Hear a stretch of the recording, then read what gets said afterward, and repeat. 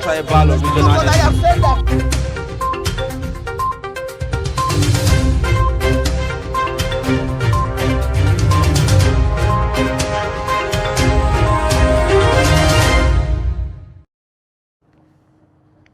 All right, thank you for staying with us. It's time to take a look at the dailies on Daybreak this morning, and we'll begin with the Daily Trust newspaper. The lead story here says 10 days to go. No cash yet for elections, says INEC. It has the riders that says old notes no longer legal tender. Emefiele. Supreme Court hears suit on deadline today. You also have no decision on old notes, says presidency. Police take over CBN in Ondo as irate customers lay siege. You also would find other stories above the lead story. Matawale expels NGOs from Zamfara. SACS commissioner, you'd find that on page 25. Borno, Kaduna, Oyo, Imo, Rivers, Benue, prone to election violence. You'd find all the details on page 25. Policy somersaults responsible for Nigeria's inability to own satellite. That's according to former President Obasanjo. Find the details on page 22. Now, you also would find Daily Trust podcast ranked best in Nigeria.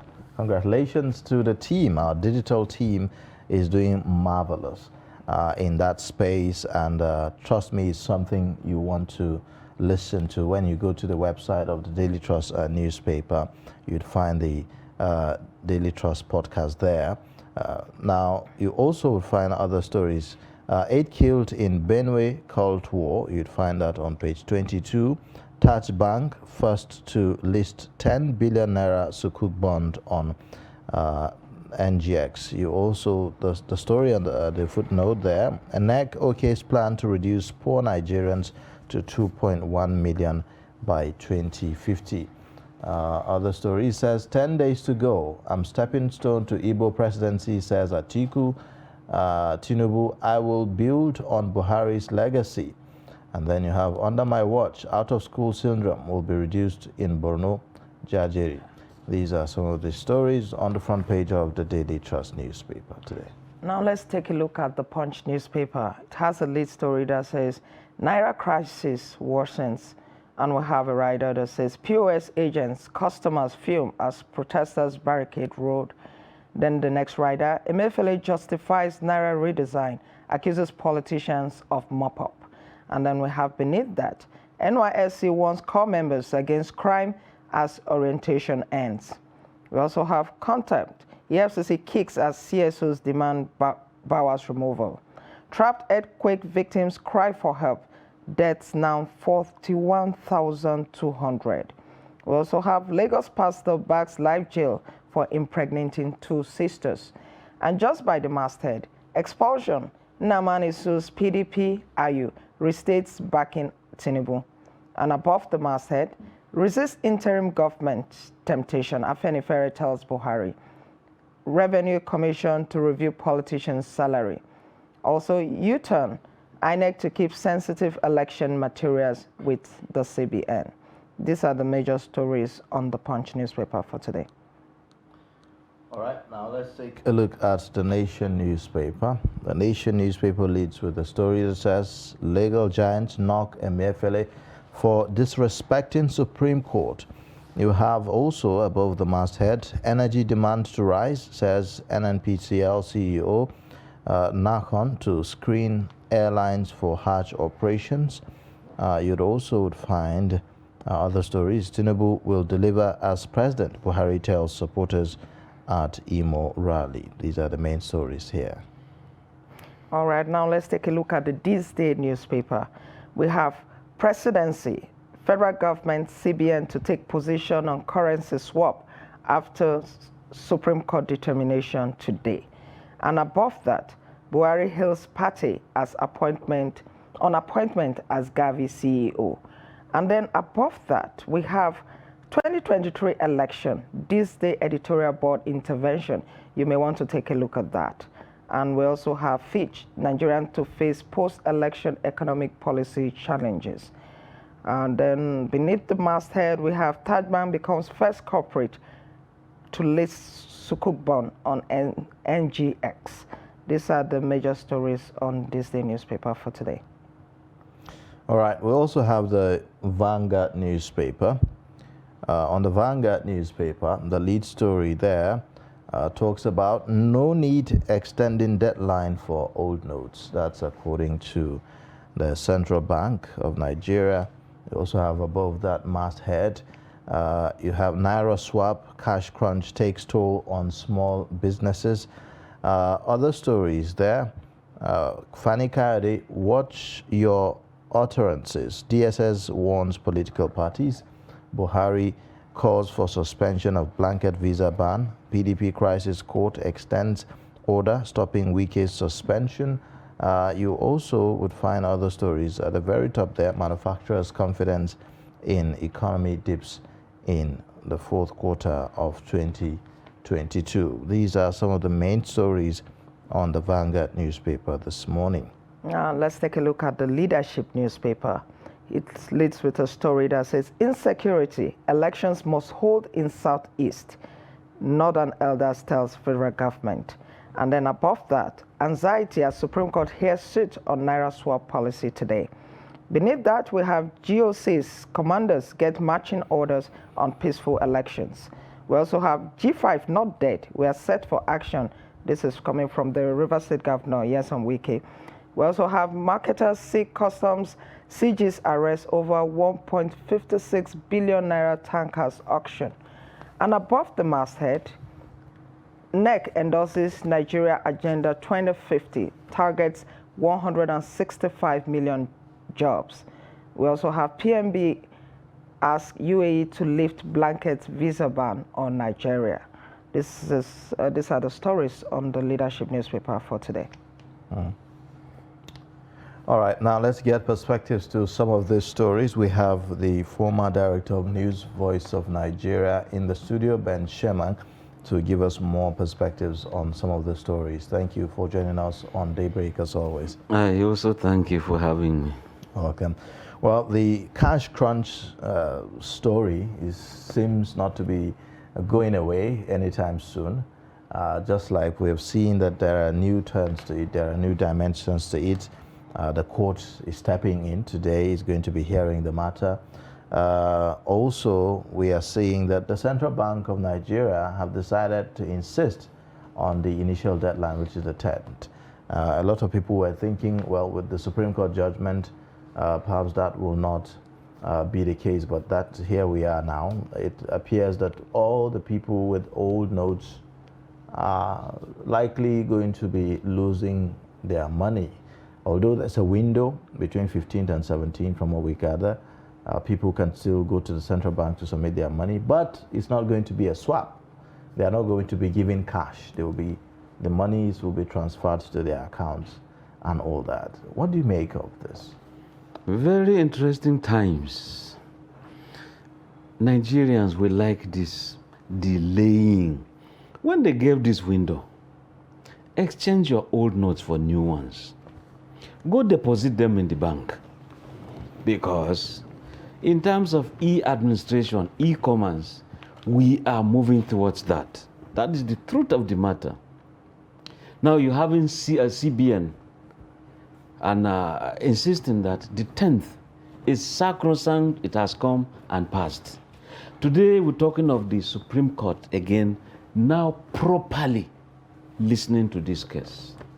Because when 3 governors went, Kaduna went to the Supreme Court, Kaduna, Zamfara, and Kogi State. It was a kind of an ex parte kind of a thing. In other words, you go quickly to the court to cry, see, if you don't block so from happening, it will harm me, without taking sides. I mean, looking at the other side of who is being complained against. And of course, they went and sued the federal government. The federal government in this matter is not the CBN. So why was it that they didn't sue the CBN? They went and sued the... It's been argued that CBN is an agency of government. It's an agency. See, CBN is never a party in this case. But Mr. Sherman, before you go further, CBN was not mentioned. Mr. Sherman, before you go further, I'd like you to talk more on Nigerians who now have to struggle between 15th and 17th to deposit their notes. I mean, are you really going to lay the blame at the fate of Nigerians now who, on the 10th of February, we're not really sure about the next step to take, considering that there was a Supreme Court judgment order, and then the president had promised that they should give him 7 days, which was to elapse on that day. And in addition to that, we have governors giving orders in their states to arrest anyone who rejects the old Naira notes. We also have governors charging people not to, take the old notes to the banks. They should continue spending it. And you also have governors, let me add, warning banks, if you don't dispense new money and accept old ones, we are going to cancel your right of occupancy. We'll expel you from our state. So how did all this confusion come about? The governors are too strong, so to speak. But if they actually mean very well, is this currency swap the only problem we are facing? See, insecurity, we have not seen that. It's the biggest at the moment. It's the biggest problem at the moment. At the moment, we've always been having problems, and we ought to see governors coming together to solve these problems. Have they agreed to give local governments the autonomy? They have not. But when it came to this money, they are quick at, the masses are suffering. I'm telling you, sometimes a man who is already flat on the ground does not fear to fall. How do you want charcoal that there is fire? The masses have been suffering. What are we talking about? If the government is busy talking of, let us go to, e-economy. Let us simply have it. The only snack here, the problem here is CBN, please, let us have the money on ground. And if we are going to be doing some transfers here and there, and everybody accepts it, we are opposed to it because it is a novelty. It is new. Mr. Sherman, will you really say Nigerians are opposed to this? If you go to a bank and you are given 100 naira, a heap like this, no, is there no 1,000 naira? But let them go abroad.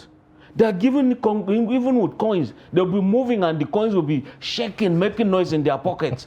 Proudly, they come back and say... Mr. Sherman, but Nigerians actually took their monies to the bank when the CBN said, take this money to the bank. A lot of them did. The issue was that after taking in this money, they couldn't get the new ones. Yes, Stella, the idea is, if you have it, let figures via your phone be going here and there. If I want to buy some meat in the market, you just go and transfer your money. You don't need to have this physical cash any longer. We are moving towards that. If you go to Europe, I tell you, all these big denominations, you go to the market, that is how you return with them to Nigeria. And when they see people carrying huge monies, usually they know, oh, these are Nigerians, it's their culture. And that's why armed robbers come to our houses. For God's sake, yes, let us simply imbibe this, let us accept this. And today is, just like I said, is just the time that you have CBN, maybe, but federal government one side, and you now have these governors who are the complainants. Then you now have the defendants going to say, look, what is it? Are you of the view? After all, truly, it was just an order. It was not a judgment that you can't give a judgment on an ex parte order. No, it was an order, but was the order not supposed to be obeyed? It's advisory in nature, as far as I'm concerned. I'm not a lawyer. But I tell you, how do you just give a judgment only on one side? See, if you allow this federal government to do so, it's going to harm the masses. And I want to know how many masses. I'm also part of the masses.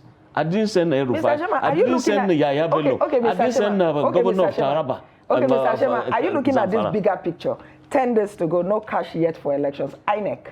It's 10 days to the elections. Are you looking at that part? I am worried, but there is a provision. There's a condition there. It said no cash yet. Now remove that yet and cast the headline again. No cash for elections. That would be perfect sentence. It's ended. So we don't have money. We can't conduct election. But when you have it in a conditional way, there is no cash yet. They are telling the CBN, send in money. And just like we said, if there's going to be some escrow kind of account, some look, you earmark some money for this election. In any case, the central bank governor has given assurance to the INEC chairman that cash will be made available for the election. And that's why the headline says yet. So they didn't say no money. Well, if you look at that, the promise of the CBN governor was last week, and this one was made. This complaint was made yesterday. So between last week and now, that means nothing the has ferry been done. money via helicopters. Ferry money, CBN has but elections aeroplanes. requires a lot of logistics, movement of materials and all of that, don't you think? They tell us the physical materials have already gone. What is left is this very sensitive. Sensitive ones are with the CBN. And I tell you, look, if like you're involving the road transport workers union and their vehicles, I mean, you go to some filling stations and you take your fuel. If it's your money, this is it. But for the generality of Nigerians, I am sorry, I may take what you call minority view, but minorities do have some rights too. But I tell you that armed robbers will no longer be invading houses, your money or your life. You go invade the bank and leave me alone to sleep very well. And let us simply, just a moment, when you see politicians and you now have, you see all this say, go on song, it doesn't matter. I mean, look, many of these things will change. But how can we ameliorate the sufferings of Nigerians right now, having difficulty trying to access their money? What even happened to the other denominations of the currency? The 100 naira notes, the 50 naira notes. In most cases, I've seen where the 50 naira notes is being issued out by the banks, but they are torn. Most of them are old. Yes, I saw a story like that. Yesterday, I even saw people being paid in coins and the rest of them. So shouldn't we be looking in that direction? Perhaps if it will help. Exactly. The coins are legal tender. We have to accept them. We have to live with them. Just a moment, Stella. And just like with the coins, yes, with the inflation. I mean, just like I saw too that some banks are now rolling out old 50 naira notes they've been hiding. Some 100 naira that ought to have been burnt or something. They are now releasing them to the market. They should do a mop-up of those old ones and bring in new ones. But the idea again is, let's begin to accept this. If I make some photocopies, please, I should just transfer some money. If you go to some countries abroad, truly, you take some food, you just pay via a transfer. Why is it hard with us? And I'm telling you, Ayuba, let me tell you, a time will even come that voting. I don't need to go queue somewhere. I'll just press a button and I've voted. We'll move towards that one day. Mr. Sherman, there's a report that says that internet penetration in Nigeria is just a little bit above 61%. Now, 61%. That means we have 39% that you don't have internet, which therefore means that it's not everywhere in Nigeria that you can do internet, you can transfer and all of that. What happens to people in those areas? Well, those areas in terms of money, some people say they are suffering, their money is trapped and all that. I asked you one simple question. 3 of us in this studio, including the studio managers, the managers and the cameramen. Let's ask ourselves, how much do I have in my pocket seated now? And each time I filled this form, code of conduct, they ask you your bank accounts, how much is in each of the accounts, how much do you have cash at hand as you are seated, how much do you have at home? It gives you a kind of who you are in society. Also, if you are talking of the masses in my village, for example, if you go, you have a church, you gather your money, give a catechist, you gather your money, give a church administrator, they go deposit this in a church account, and when you now withdraw and give them the new notes. You don't need to queue. There are some local governments, very many, that don't have a single bank anywhere. Now, what do these people do? I mean, since you have even POS in these villages, truly, you give this money to some of these POS operators, and they give you back your money. It's because we have always believed in this cash, physical cash, all the times. And when you're going for a party, they say crispy. I attended one wedding. They just said, look, this is the bank account. Let's go by Did you see at the let's weekend? go by the CBN directives. At This the is the weekend? bank account. And truly they were busy announcing, oh, so, we have seen your alert. So, we've seen your alert. I think we are changing somewhere. But change is not easy. I Mr. tell Chairman, you. at the weekend, I saw a lady at the wedding, and she had her account number stashed to her dress, taped to her dress, so that people could just do transfer because they couldn't spray money at that wedding. Of course, because it's a novelty. It is new. And when things are new, Stella, I still remember when they were bringing in fertilizer, some villages opposed it as a no, we don't need it. But today, we have accepted it. And I know, may his soul rest in peace, a journalist with Voice of Nigeria then, Ansem Odo, when GSM came, he said, me to own GSM, why should I finance some companies to earn a living? Go buy a phone, buy a card. If you check your balance, they deduct. You don't use, they snatch the line. You go and apply again. All sorts of things. When telephone landlines were on ground, it was for the very, very rich. So, Mr. Sherman, today, just a moment, when the revolution of GSM came in, you can see Mama in the village has. So Mama, when the phone is ringing this way, just press this one and put it in your ears. Then we'll talk. You hear, Mama? Yes. So it is not easy to accept change, but CBN make it fast. And I pray that today's hearing it's not even ruling. It's going to be hearing for the first time because two parties will be sitting. Well, don't so you think because we are also engaged going to be engaged in a very long legal battle. Do you think it will take that long, considering it's the urgency of the matter? Well, I don't know how urgent it is. I don't know how urgent it is.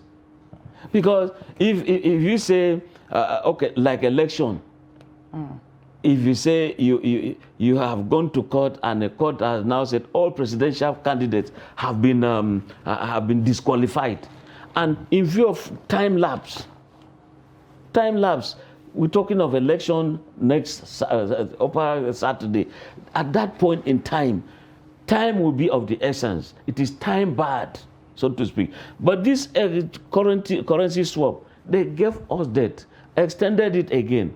As usual, check our voters' card. Many are still lying down fallow. You know you have not collected. And you are busy shouting, articulated, saying Baba Jagabang, say obedient and all that. But you shout all of that, you don't even have the card. If not, who are the ones who have refused to go receive theirs? Okay. It is just our attitude. Well, talking about the elections, this is 10 days to go. A civil society organization is raising alarm. It says Borno, Kaduna, Oyo, Imo, Rivers, Benue prone to election violence. So it's, this is more like an alarm to take precaution ahead of the general elections. What do you make of this, and why do you think that these states, are prone to election violence? Yeah, you see, this thing is, you don't need a prophet to tell you. Why was it that some presidential candidates will go campaign in those states, and you see that car windscreens are broken, stones are being hurled at people, some dangerous weapons have been pulled out. Everyone is dagger drawn. So if you sit down to look at, okay, it happened in these states, when so person went, when so party was having this, so you don't need a prophet. It's nice, therefore, that CISLAC will kind of raise this alarm. And that's why, if you also look at the Chief of Army Staff, General Yahaya, he's telling GOs, in fact, not telling, commanding them, not directing. Military goes by commands. Commanding them, ensure that in your area, security is tight. And when President Muhammadu Buhari also commissioned for some equipment at the police force headquarters that will aid this election, said, look, you are the lead agency when it comes to securing this country in terms of good conduct of this election. Police, we do this believing that we have given you the equipment. So it's right that the warning signals have been seen. It is right that some people will shout before the election. And it is also right that those agencies saddled with the jobs to ensure we have elections that are free are given the marching order. And you don't just give the marching order, give them the equipment. And so far, we are seeing maybe 80% that they are receiving. All right. There's also the story on the Daily Trust newspaper. Matawale expels NGOs from Zamfara, SACS commissioner. If you recall, there was also a time the governor of Borno State was complaining about the activities of NGOs in Borno State. What do you make of all of this? Yeah, sometimes some of these NGOs are troublesome. Some of them. They collect monies abroad, and they say they're helping in terms of education, they're helping in terms of providing some shelter. All you do is to gather some people, do some videos, send over there, collect some money. And some at the point are seen almost like spies. Why is it that, okay, some will say, give the government the money and just follow and see what is bought, but why do you insist also on going to some areas, doing some filming that people don't know what you're doing with all those things? And why is it that they also go, it's a pity that this crisis has created Kwashoko-like looking children, and you go snap those people, send them to the world. This is the real picture of Nigeria, as if it doesn't happen in some countries like that. And of course, you're talking of insecurity. At a point, some pretend to be, providing succor, and it's really not what they are doing. If you check in Maiduguri, for example, hotels are so costly in Maiduguri. NGOs will pay for almost a whole year in a room. And you go there, you battle, sweat to get an accommodation. So if the security agencies have reported to the governor that there are some... Do we throw away the baby with the bathwater? Like these, some of them, like you said, are here to help. And some of them are really doing that. So should we just, ignore and just throw away the baby with the bathwater and decide that all of them should go? The good side of it is that we are using some. We didn't say all. It's not as if it's so definitive. In Zamfara, it's all of them. But in this case, all the NGOs all of them. Well, I think that it probably means there's something too serious. He cannot expel, for example, the Red Cross, Red Crescent. He cannot do... there was a time, there was a bill before the National Assembly calling for regulation of their activities. Then most of them, they went up in arms, they kicked against it, and the bill, died a natural death, as it were. Do you think there's a need to regulate so that those that are actually doing the good work are separated from those that, are causing problems? You see, why is it that they rush to the conflict areas? You ask yourself, why do they rush to the conflict areas? Because help is needed more there. You have more displaced people there. You have more people needing help, needing shelter, needing all the basic things. Good. But what do they take there? You see, their noise is more than what they do. But when you juxtapose that with what the International Red Cross Society is doing, those people, they provide real service. They do negotiations between government and rebels. They do negotiations between families and kidnapped victims and all that, and even the kidnappers. So the case of the Red Cross, I tend to say globally, they don't affiliate, they don't align. But there are some NGOs that will simply come. Look at how many have been jailed. Is there no jail case in Maiduguri where some NGOs, even at the point, government decided to even give them some items to supply? Did they supply? And that was why some people were jailed. Mama Boko Haram, for example, she's been jailed. She was running an NGO. you know. And he said, all the Boko Haram boys are just my children. If they are your children, it also follows that when they are carrying out some attacks, before they go, you tend to know. Was she not cooking for them? And where was she getting the food from? Who was supplying the money? You know, so a whole lot of things. And that's why, let's sound this warning. If you are in a village and some strange people just come, you have a medicine store, they are buying the entire thing, that is suspicious. You selling bread, provisions, they'll come and buy the whole thing. It's suspicious. They are taking it to some forests. So one has to look at that. Some people just come with some pickups and they are buying almost the whole yam along the road. Something is suspicious somewhere. What if they're actually giving it to people that are in need? Stella, you see, from my going to Maiduguri, yes, there are people in need. You could want to go buy medicine against malaria, diarrhea, and some Panadol and all that. But the situation where you empty the whole place, how much is it? And you are in a haste. You can't quickly, the way you even compose yourself, you look left, right, and center. Is there somebody watching and all that? It is suspicious. You are selling tea, Meshai. Somebody will come and buy everything. Off he goes. Tell me that kind of a help. In that case, for the person doing the business, it's good business. It doesn't see it necessarily from the angle of security, red flag or anything because like that. Because he doesn't know. It's and business. Ignorance. And that person, the business owner, will wish and pray that that person comes back again tomorrow. Mm-hmm. So what's the person supposed to do? What's the person supposed to do? How I wish I would remember one Latin maxim.